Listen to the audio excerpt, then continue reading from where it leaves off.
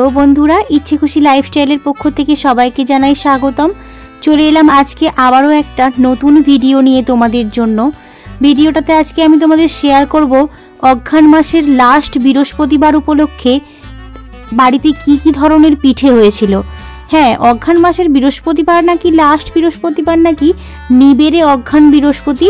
তো এই দিনটাতে নাকি বাড়িতে বিভিন্ন রকমের পিঠে পায়েস পুলি করে খেতে হয়।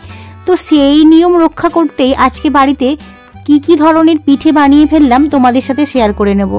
পিঠে বলতে হয়েছিল দুধ পুলি, পাটিসাপটা আর লাউ দিয়ে দুধ লাউ।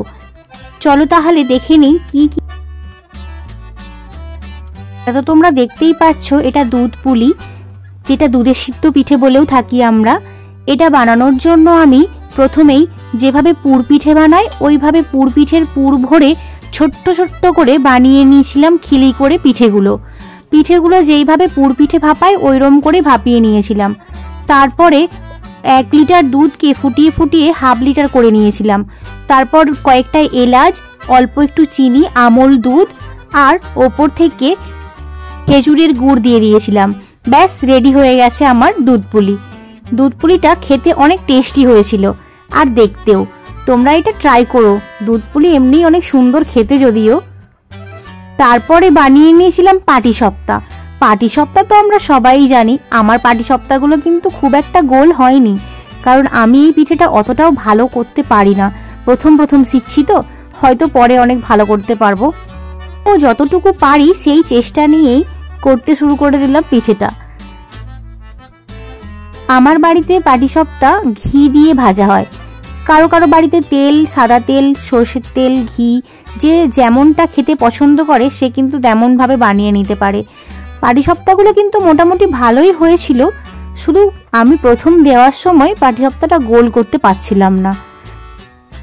আগে বাড়িতে 2-1 বার মতো বানিয়েছি, তখনও এরমই হয়েছে, তবে আগের বারের থেকে এবারের কোয়ালিটিটা হয়তো একটু বেটার হয়েছে। দেখো তোমরা, এইভাবে একটা একটা করে আমি কিন্তু পাটিসাপটাগুলো বানিয়ে নিয়েছিলাম। এই পাটিসাপটাটা আগেরটার থেকে হয়তো একটু বেশি গোল হয়েছে, যদিও আমি পারি না আগেই বললাম, তাও চেষ্টা করছি আর কি। আমার থেকে এই পাটিসাপটাটা আমার মা অনেক ভালো করতে পারে। যদি কখনো উনি করেন তখন একবার তোমাদের সাথে ওনার পাটিসাপটা করাটা শেয়ার করে নেব। কথা বলতে বলতে মোটামুটি আমার পাটিসাপটাগুলো প্রায় হয়ে এসেছে। এইভাবেই আস্তে আস্তে সেঁকে নিয়েছিলাম, খুব বেশি পুড়িয়ে নিইনি, অল্প অল্প করে পাটিসাপটাগুলো করে নিয়েছিলাম। তারপর মাটির থালায় কলা পাতা রেখে আমি এইভাবে পাটিসাপটাগুলো সাজিয়ে নিয়েছিলাম। যেহেতু আগেরবার পাটিসাপটাগুলো খুব একটা গোল হয়নি বা খুব ভালো করতে পারিনি, তো আবার প্রচেষ্টা, যদি একটা গোল হয়। দেখো তোমরা, আমি কিন্তু সেই একই রকমভাবে গোল করতে পারিনি, তাও আবার চেষ্টা করে নিয়ে এইভাবেই মোটামুটি কয়েকটা পাটিসাপটা আমি করে নিয়েছিলাম কালকের জন্য। কালকে বৃহস্পতিবারে কার কার বাড়িতে পিঠে হলো একটু জানাবে কিন্তু কমেন্ট করে। আমাদের এখানে তো প্রায় ঘরে ঘরে সবাইদেরই হয়েছে কম বেশি। গ্রামের দিকটাতে সবাই এই নিয়মগুলো খুব অক্ষরে অক্ষরে মানে। ব্যাস আমার পাটিসাপটাগুলো মোটামুটি রেডি হয়ে গেছে। দেখো তোমরা পাটিসাপটাগুলো কিরম হয়েছে, খেতেও অনেক টেস্টি হয়েছিল। নারকেলের পুরটা কিন্তু আমি আগে থেকেই বানিয়ে রেখেছিলাম, যেটা ফুটেজ নেওয়া সম্ভব হয়নি। এবার তাহলে চলো দেখে নিই দুধ লাউটা কিভাবে বানিয়েছিলাম। প্রথমেই তো একটা গোটা লাউ দেখতে পাচ্ছ, এটাকে আমি কেটে নিয়েছিলাম। এটা কেটে নেওয়ার পরে অল্প অল্প করে পাতলা পাতলা করে কুচি করে নিয়েছিলাম। তারপরেই গ্যাসে একটা পাত্র বসিয়ে ওর মধ্যে ওই লাউ কুচানোগুলো আমি দিয়ে দিয়েছিলাম, দিয়ে ভালো করে ধীরে ধীরে সিদ্ধ করে নিয়েছিলাম। এই লাউ কুচানোটাতে আমি কিন্তু অল্প নুনও যোগ করেছিলাম। অল্প নুন দিয়ে দিলে এটাতে তাড়াতাড়ি জল বেরিয়ে যায়, আর জল বেরিয়ে গিয়ে তাড়াতাড়ি সিদ্ধ হতে সাহায্য করে। এতে কিন্তু আমি আলাদা করে কোনো রকম জল অ্যাড করিনি, যা এর মধ্যে থেকে যে জলটা এসেছিল সেটাতেই এই লাউটা সেদ্ধ করব। গ্যাসের ফ্লেমটা কিন্তু একেবারে আস্তে রেখেছিলাম, না হলে কিন্তু লাউটা লেগে যেতে পারে নিচে। এইভাবেই মোটামুটি ধীরে ধীরে নাড়াচাড়া করে নিয়েছিলাম 15 মিনিট মতো লাউটাকে। 15 মিনিট নাড়াচাড়া করার পরে আর 5-10 মিনিট মতো ঢাইকে রেখেছিলাম। গ্যাসের ফ্লেম স্লো রেখেছিলাম, তাই জন্য জ্বলে যায়নি।